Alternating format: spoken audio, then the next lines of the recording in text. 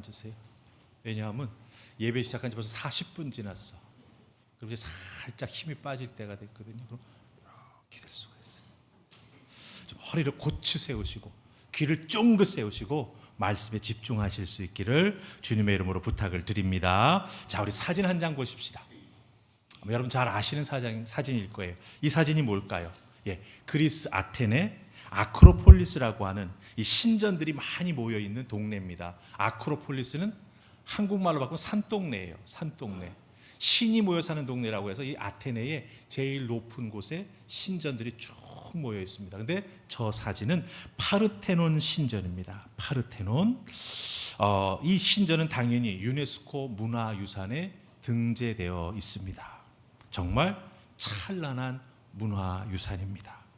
이런 찬란한 문화유산들을 꽃피웠던 그 문화, 그 나라가 얼마나 1000년, 2000년 전에 융성했었는가라고 하는 걸 우리가 이런 문화유산을 통해서 알 수가 있죠. 근데 여러분들, 아무리 아름답고 웅장하다 할지라도 그것이 문화유산으로만 남아있다라고 하는 것은 뒤집어 보면 어떻습니까? 그 문화를 꽃피웠고 이끌어왔던 나라들이 지금 현재에는 많이 무너져 있다라고 하는 것입니다. 여러분들 예루살렘 성지순례 가보시면 우리는 예루살렘 성전을 보고 싶어 합니다. 예루살렘 성전은 없습니다. 성경에서 말하는 예루살렘 성전 그 자리에는 지금 이슬람의 사원이 서 있습니다. 딱 가서 보면 황금돔으로 둥그런 천장이 황금빛으로 번쩍번쩍 빛나는 황금돔 사원만 있습니다. 그리고 그 옆에 남아있는 통곡의 벽이라고 하는 성벽이 있습니다. 그게 유추하기는 그 성전을 지을 때 그 벽으로 쓴 곳 아닐까 하는 그런 유추를 하게 됩니다.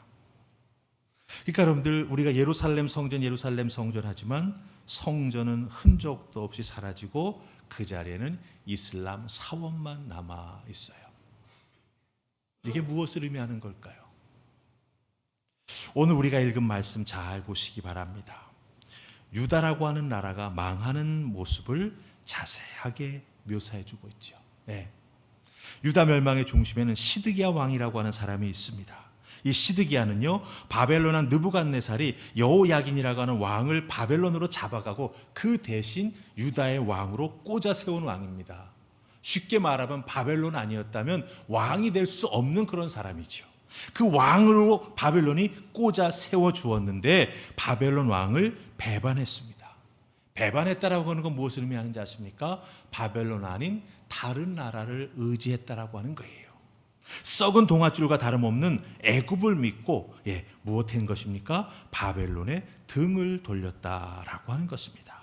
그러니 얼마나 이 인생이 부족한가라고 하는 걸 우리가 알 수가 있죠. 그래서 시드기야 왕 제9년 10째 달 10일에 느부갓네살 왕이 어떻게 합니까? 직접 군대를 이끌고 예루살렘을 쳐들어와서 포위해버립니다. 이게 바벨론의 예루살렘 침공 3번째 침공이에요. 그 앞에 한 번, 2번이 더 있었던 것이죠. 아마 여러분들이 열왕기하 말씀을 쭉 새벽 말씀 통해서 또 개인적으로 읽고 묵상하셔서 그 스토리들을 아실 겁니다. 이 2번 침략받고 3번째 침략이 시작되면서 이 유다라고 하는 땅, 이 예루살렘이라고 하는 곳, 성전이라고 하는 곳을 가만히 살펴보면요, 남아있는 건 아무것도 없습니다. 유다가 가지고 있는 모든 것들은 탈탈 털렸습니다. 금요기도회 때 말씀드렸죠. 하나님이 허락하신 약속의 땅에 사는 사람들 말할 수가 없어요. 왜? 그 땅에 남아있는 사람들은요, 비천한 사람들만 남아있습니다. 그 이외에 모든 리더가 될 만한 사람들, 바벨론의 잠재적인 적군이 될 수 있고 위험 요소가 될 수 있는 모든 사람들은 다 포로로 잡혀갔습니다. 그러니 남아있는 사람과 포로로 잡혀간 사람을 비교해 보면, 이야, 하나님이 허락한 땅에 사는 우리 믿음의 사람들이라고 말할 수 있는 그런 조건이 되지 않는다라고 하는 거예요. 다윗의 후손이 통치하는 나라다라고 말하려고 하니 유다의 마지막을 통치했던 왕들의 꼴을 보니 어떻습니까? 말이 아니지요. 다윗 왕과 비교할 수 없습니다. 그러니 다윗의 후손이 통치하는 유다 나라다 말도 꺼낼 수가 없습니다. 성전이 참담하게 약탈당했습니다. 이 성전에서 하나님을 예배하는 백성이라고 더 이상 말할 수 없게 되었습니다. 이게 무슨 뜻입니까? 우리는 이런 사람입니다. 우리는 하나님의 선택받은 백성이고요, 거룩한 제사장 나라고요, 하나님의 축복의 통로로 쓰임받는 우리들입니다 라고 말할 수 있는 그 어느 것 하나도 남겨놓지 않았다라고 하는 거예요. 우리의 정체성을 드러낼 수 있는 모든 것들은 다 바벨론에게 빼앗겼고 무너졌고 짓밟혔고 남아있는 게 없다라고 하는 거예요. 그럼 너희들은 누구냐라고 말할 때 우리는 침묵이죠. 왜? 말할 수 있는 것, 보여줄 수 있는 것, 증명해 줄 수 있는 것이 아무것도 없기 때문입니다. 특별히 오늘 말씀 9절에서 17절 말씀 잘 보시면 여러분들, 이 유다 백성들의 정체성, 제사장 나라, 하나님의 백성된 이스라엘이 어떻게 역사 속에서 지워지며 그 나라가 무너져 내려가는가를 성전이 무너지는 것을 통해서 정확하게 보여주고 있습니다. 그러기에 오늘 설교 제목이 뭐죠? 삶이 무너질 때, 유다 나라가 무너질 때, 성전이 무너질 때, 내 정체성을 말할 수 있는 것이 아무것도 내 인생에 남아있지 않게 될 때, 무엇을 어떻게 해야 될까요?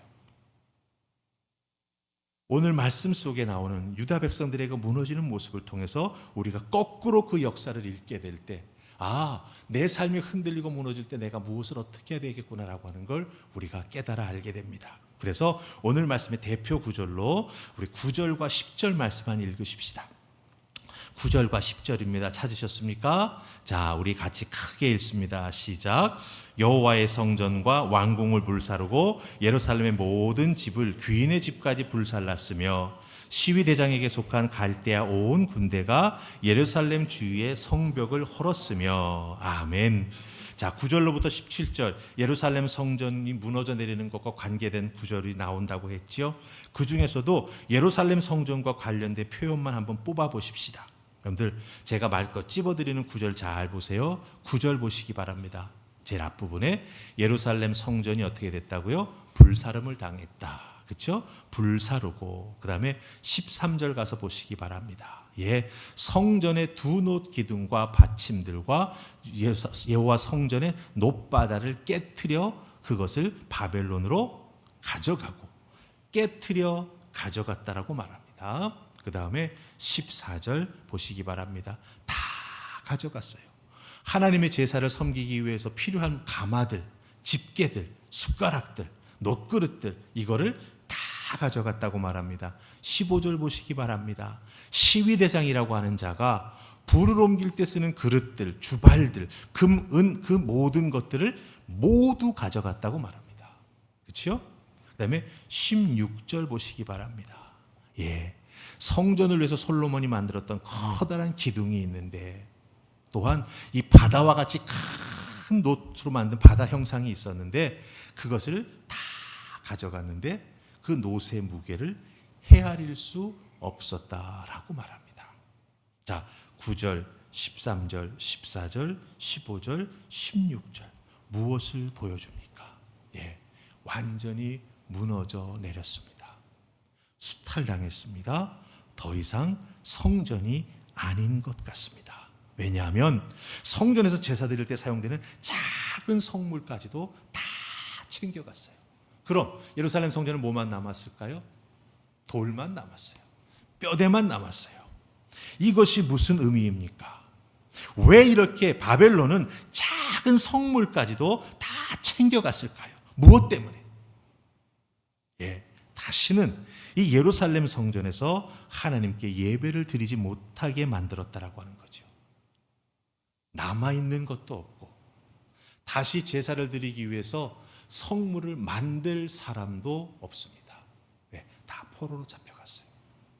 성물도 없고 성물을 다시 만들 사람도 없어요.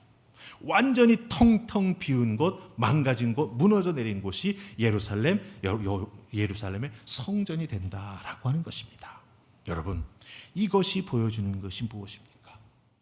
바벨론이 왜 이렇게 합니까? 여호와 하나님을 믿는 그 믿음을 완전히 말살하는 것이죠. 이스라엘 백성들의 그 믿음을 다 깔아뭉개는 것입니다. 그럼 생각해 보십시다. 왜 이 믿음을 말살할까요? 왜 이 믿음을 뿌리채 뽑아버릴까요? 믿음은요, 꿈을 꾸게 만들기 때문입니다. 믿음이 있는 사람은요, 하나님을 통해서, 말씀을 통해서 꿈을 꾸게 돼 있어요. 그 꿈 꾸지 못하게 막아버리는 거죠. 전능하신 하나님을 향한 믿음을 포기하지 아니하고 어려운 상황 속에서도 믿음을 지키며 하나님의 이름을 부르며 기도하며 예배하는 자들, 그 예배하는 자들을 하나님이 보실 때 그들에게 힘 주시고 은혜 주시고 새로운 길을 내어주시는데 아예 그것을 시작하지 못하도록 싹을 잘라버리는 게 뭐예요? 바로 이 믿음을 말살시키는 거예요. 자, 그렇다면 여기서 우리가 한 가지 생각해 볼 게 있습니다. 이렇게 모든 게 다 망가지고 뿌리 뽑혔는데 오늘날 이스라엘은 존재하지 않습니까? 그럼 그 나라는 도대체 어디서 온 거예요? 성 어거스틴은 고백록에서 이렇게 말합니다. 지난 일을 회고할 수 있는 기억이야말로 하나님을 만나고 붙들 수 있는 힘이다. 과거를 돌아보고 현재를 성찰할 수 있는 그 안목을 가진 사람만이 미래를 대비할 수 있는 거죠. 예. 지난 일을 회고하고 기억할 때 우리가 하나님을 만나고 붙들 수 있다라고 했습니다. 이 역대기 상하가 이제 월요일 날로 끝나게 되는데 이 두 권의 성경을 우리가 끝나고 정리하면서 여러분 우리 한번 같이 생각해 보십시다. 북이스라엘과 남유다의 역사를 관통하는 게 무엇일까요? 왕들이 하다가 다 나라가 망하지 않습니까? 그렇다고 하면 이 두 성경책을 읽으면서 우리가 생각하는 건 그래, 왕의 능력이 참 중요하겠다, 사람의 능력이 중요하겠다, 이런 생각을 합니다.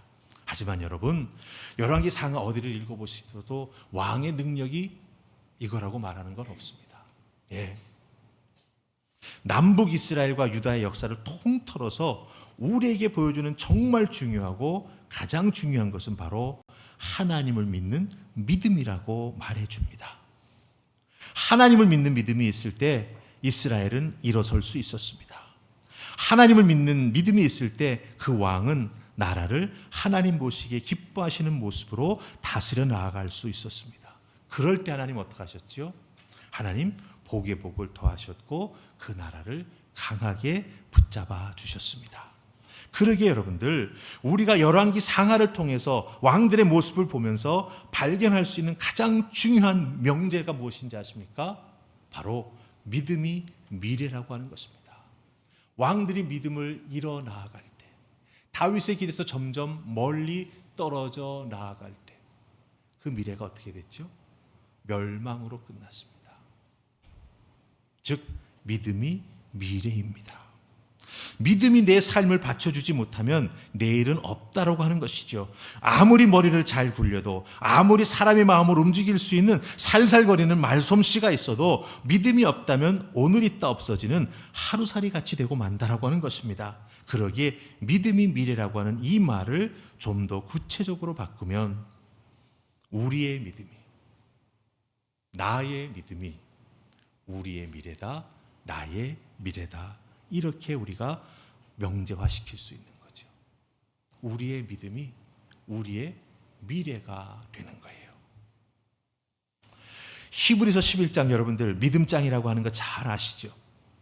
믿음의 사람들이 어떻게 신앙을 지켰는지 그 내용이 나오고 이름도 나옵니다. 그런데 여러분들 히브리서 11장 읽을 때 이상한 거 못 느끼셨습니까? 그 믿음장에는요, 북이스라엘의 왕이나 남유다의 왕의 이름이 한 명도 기록되어 있지 않습니다. 다윗의 이름도 없어요. 왜 이름이 나오지 않을까요? 왜 이름이 나오지 않을까요? 히브리서 11장 6절을 분명히 말합니다. 믿음이 없이는 하나님을 기쁘시게 할 수 없습니다. 예, 이 열왕기 상하에 나오는 왕들이 그랬어요. 믿음이 없었습니다. 하나님을 기쁘시게 할 수 없었습니다. 하나님께 나아가는 자는 반드시 그가 계신 것과 또한 그가 자기를 찾는 자들에게 상 주시는 이심을 믿어야 할진데 하나님을 찾지 않고 세상의 것을 찾기 시작했습니다. 하나님의 상급을 받을 수가 없었지요.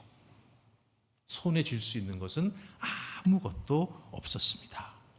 하나님을 기쁘시게 하지 못했기 때문에, 하나님을 찾지 않았기 때문에, 하나님께 도와줄 것을 믿지 못했기 때문에 이 왕들은 정말 하나님 앞에 제대로 선 인생으로 남아있지 못하게 되었다라고 하는 것입니다.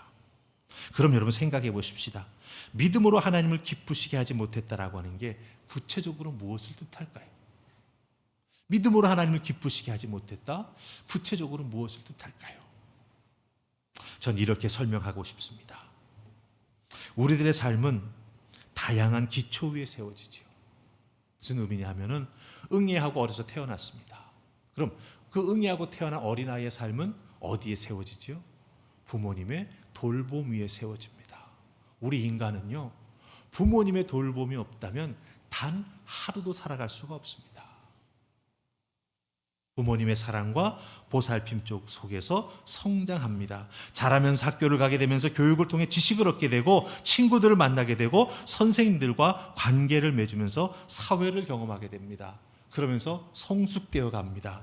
학교를 졸업하고 사회에 들어가 직장 생활을 합니다. 그때 돈과 권력의 힘과 맛을 알게 되죠. 세상 문화 속에 들어가 살게 되면서 세상의 문화가 나에게 이렇게 즐거움을 줄 수 있구나라고 하는 것들도 배우고 그것을 통해서 자기의 삶을 그 위에 세워갑니다. 근데 여러분들, 문제가 하나 있습니다. 문제가 뭔지 아십니까? 사실 세상에서 얻을 수 있는 것, 관계를 통해서 우리가 세워나가는 그 모든 것들은 사실 우리들의 인생에 있어서 수단이 되어야 될 것이지 목적이 될 수 있는 것은 아니라고 하는 거죠.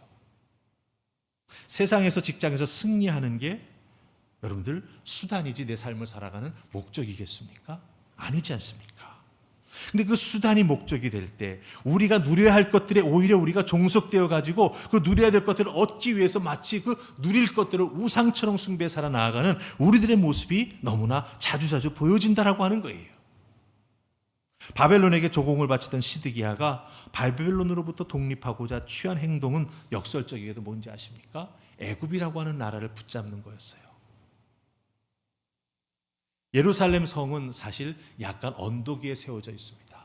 그래서 느부갓네살이 쳐들어왔을 때에도 그 예루살렘 성을 공략하기 위해서 옆에다가 예루살렘 성 높이만큼 산을 만들어요. 그리고 공격해 들어갑니다.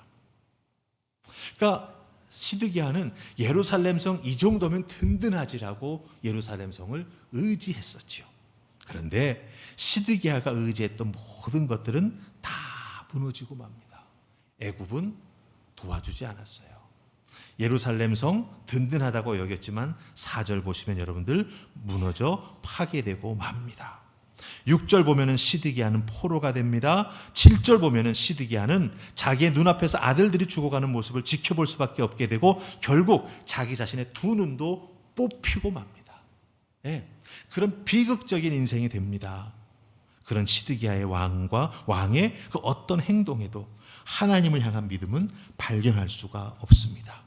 성경 어디를 읽어보아도 시드기야 왕이 하나님을 향해서 기도했다거나 하나님께 도움을 요청했다거나 그 믿음을 표현한 것은 하나도 기록되어 있지 않은 것을 우리가 보게 됩니다. 여러분, 하나님의 도우심을 받기 위해서는요, 하나님이 계시다라고 하는 것을 반드시 믿어야 합니다. 하나님의 이름을 부르며 하나님을 찾는 자들에게 상 주시는, 즉 내 기도에 응답의 은혜를 주시는 분이 하나님이라는 것을 믿고 하나님 앞에 한 발자국도 나아가는 그런 모습이 있어야 되는 거죠. 그런데 그런 믿음이 없었기에, 그런 소망이 없었기에 시드기야의 미래는 결국 뭐가 되었죠? 없는 것이 되고 말았다라고 하는 것입니다. 불완전한 것, 쉽게 변한 것을 의지하는 삶을 살아갈 때, 그런 것들이 무너지는 순간 그것을 의지하던 우리의 삶도 함께 무너질 수밖에 없다라고 하는 거죠. 그럼 내 삶이 흔들릴 때가 있지 않습니까? 경제적으로 그럴 때도 있고, 병들어서 그럴 때도 있고, 관계 때문에 그럴 때도 있고, 또 내 마음과 정신이 강하지 못하기 때문에 흔들릴 때도 있습니다. 그럼 우리는 무엇을 어떻게 해야 될까요? 무너지지 않는 것을 붙잡아야 합니다. 우리가 9절로 17절 말씀 살피면서 예루살렘 성전이 어떻게 무너져 내리는지 살폈던 거 기억하시죠? 더군다나 세 번째 예루살렘 성전이 수탈당하고 무너져 내립니다. 한 번, 두 번, 세 번이에요. 네. 왜 이렇게 이방인들에게 하나님의 성전이 약탈당하는 장면이 여러 번 반복해서 나올까요? 하나님은 왜 이런 창피를 스스로 자초하실까요? 하나님께서 이렇게 성전이 무너지고 약탈당하는 장면을 여러 번 기록하시는 이유는 하나님을 의지하지 않고 세상을 의지했던, 역설적으로는 나 하나님을 믿는 아브라함의 자손이야, 이것 하나만 가지고 버텼던 그런 자들이 실제로는 하나님을 믿지 않는 자들이었기에 이런 결말을 맞게 된다라고 하는 것을 보여주고 계시다라고 하는 것입니다. 예, 성전이 약탈당하고 무너지는 것, 하나님 의지하지 않았기 때문이야. 나 아브라함의 자손이야, 내 미래는 약속돼 있어, 아니라고 하는 거예요. 지금 내 믿음이 없으면 미래에 대한 약속은 결코 이루어지지 않는다라고 하는 거예요. 믿지 않는 자들의 결말을 보여주시기 위함이다라고 하는 거죠. 여러분들, 고대 근동에 신화가 있습니다. 나라마다 신화가 있어요. 그리스에도 신화가 있고 바벨론에도 신화가 있습니다. 그 신화를 보면은요, 나라와 나라가 전쟁하게 될 때 이 나라가 믿는 신이 있어요. 바벨론이 믿는 말뚝이라고 하는 신이 있습니다. 유다 백성들은 하나님을 믿죠. 그 신화적인 관점에서 보면은요, 신과 신이 싸우는 거예요. 그런데 예루살렘 성전의 보물과 성물이 다 빼앗겼다라고 하는 건 무엇을 뜻합니까? 유다라고 하는 나라의 신, 하나님이 전쟁에서 바벨론의 신 말뚝에게 졌다라고 하는 거예요. 그게 신화적인 관점에서 보는 거예요. 네. 하나님이 왜 이런 모욕과 말도 안 되는 불명예를 감수하시면서 성경에 하나님의 성전이 무너지고 성물이 약탈당하는 것을 3번이나 기록하셨을까요? 왜? 여기서 우리가 잘 판단해야 됩니다. 하나님 성전 건축하실 때, 성전 건축할 때 다윗을 통해서 성전 건축에 필요한 모든 것을 다 준비해 주셨죠. 성전의 설계도까지 하나님께서 다윗에게 보여주시고 그것을 그려서 준비하게 해주셨습니다. 성전 건축의 중심에 다윗이 아니라 하나님이 계셨죠. 그럼 생각해 보십시다. 성전 파괴의 중심에는 누가 있을까요? 시덥지 않은 왕들이 있을까요? 아닙니다. 3번씩 반복해서 성전이 무너져 내린 것을 기록하신 데에는 하나님의 뜻, 즉 성전 파괴의 중심에도 하나님이 계시다는 겁니다. 하나님을 인간이 떠나면 그 인간이 아무리 그 성전을 하나님의 집이라고 부르고 섬겨도 그 성전은 무너질 수밖에 없고, 아무리 어려운 상황 속에서도 하나님을 믿고 의지하면서 기도를 통하여 믿음의 실상을 붙잡고 끈질기게 하나님을 향한 믿음의 끈을 놓지 않는 하나님의 사람에게는 하나님이 함께 하시고, 무너진 여호와의 성전은 또다시 아름답게 세워진다라고 하는 거죠. 느헤미야 기억하십니까? 에스라를 기억하십니까? 포로로 잡혀갔던 자들이지 않습니까? 그들이 돌아와서 성전을 재건하고 예배를 회복합니다. 인간이 하나님을 떠나면 아무리 하나님의 집이라고 붙잡고 있어도 그 집은 무너지게 되고요.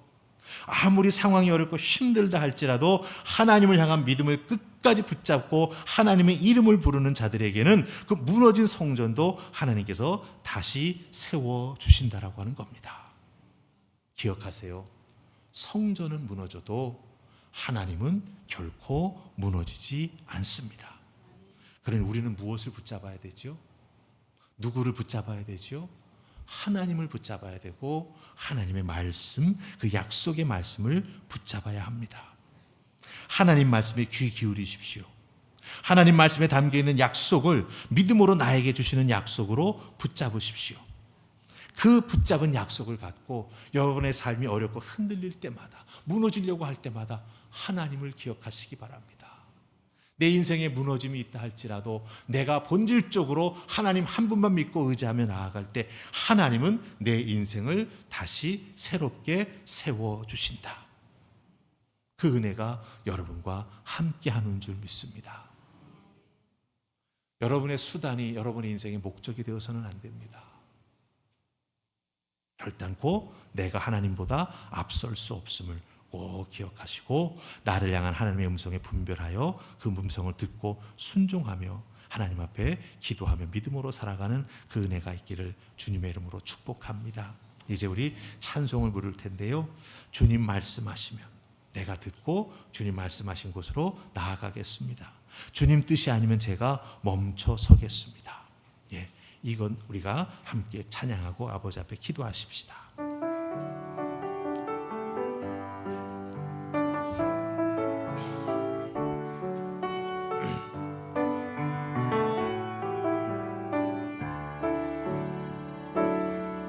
주님 말씀하시며 내가 나아가리라.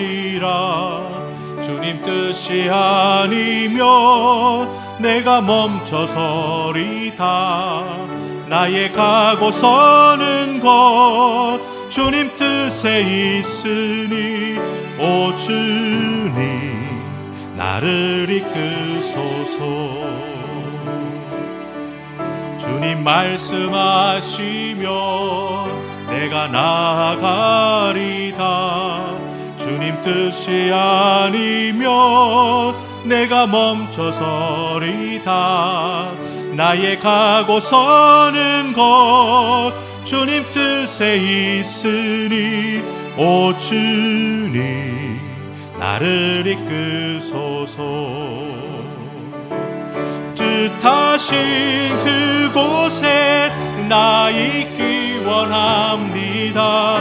이끄시는 대로 순종하며 살리니 연약한 내 영혼 통하여 일하소서. 주님 나라와 그 뜻을 위하여 뜻하신 그곳에 나 있기 원합니다. 이끄시는 대로 순종하며 살리니 연약한 내 영혼 통하여 일하소서. 주님 나라와 그 뜻을 위하여 오 주님 나를 이끄소서. 주님 말씀에 귀 기울이며 주님 말씀에 이끄시는 곳으로 걸어가는 내가 되게 하여 주시사 내 인생에 무너짐이 없게 하시고 또 무너진다 할지라도 하나님께서 새롭게 세워주시는 그 은혜를 덧입고 나아가는 믿음의 사람 될 수 있도록 주여 도와주시옵소서. 우리 주님 앞에 기도하며 나아가겠습니다. 기도하십시다. 주님, 이스라엘의 역사를 통해서 내 믿음의 사람이 무엇을 어떻게 믿음으로 내 삶을 살아가야 되며 또 하나님 앞에 내 삶을 세워나가야 할지 깨달아 알게 해주시니 감사합니다. 내 믿음이 내 미래입니다. 믿음이 없다면 내 미래도 결국은 무너지고 맙니다. 주여 도우셔서 하나님을 향한 굳건한 믿음의 소유자가 되게 하시고 특별히 이 삶을 살아가는데 수단이 받게 되지 않는 것들이 목표가 되지 않게 하시고 내가 누려야 될 것들이 나의 우상이 되지 않도록 주여 도우시고 하나님 한 분만 믿고 의지하며 나아가는 믿음의 사람 되게 하여 주시옵소서. 수단이 부족할 때 때로는 불편한 삶을 살아가기도 합니다. 그러나 불편한 삶 살아가는 것이 내 미래를 잃어버리는 것보다 더 나음을 깨달아 하는 우리가 되게 하여 주시옵소서. 오늘 주신 말씀 붙잡고 하나님의 은혜 가운데 말씀으로 세워져 나아가는 우리 모두 되게 하여 주시옵소서. 아버지 감사합니다. 아버지 감사합니다. 주님 감사합니다. 주신 말씀 잘 기억하게 하옵소서. 이스라엘의 역사를 보니 하나님 앞에 믿음으로 서지 못한 왕은 자신의 미래도 없었고 그 왕들이 다 연결되어서 이스라엘의 역사를 이루었을 때 믿음 없는 왕들로 인해 이스라엘의 미래가 사라짐을 보게 됩니다. 그러나 믿음을 지켰던 자들, 환난과 핍박 속에서도 하나님의 이름을 부르며 기도하기를 멈추지 않았던 자들은 다시 돌아옵니다. 하나님의 은혜를 경험하며 성전의 회복을 체험하며 예배의 은혜가 무엇인지 다시 한번 경험하게 되는 것을 발견합니다. 주님, 끝까지 우리의 믿음 놓치지 않도록 도와주시고 믿음으로 살아가는 자들 되게 하시며 믿음으로 우리를 새롭게 하시는 하나님의 은혜가 얼마나 귀하고 복된 것인지 깨달아 하는 우리 모두 되게 하여 주시옵소서. 예수님 이름으로 기도하옵나이다. 아멘. 우리 이런 교회 되게 하소서 부르시면서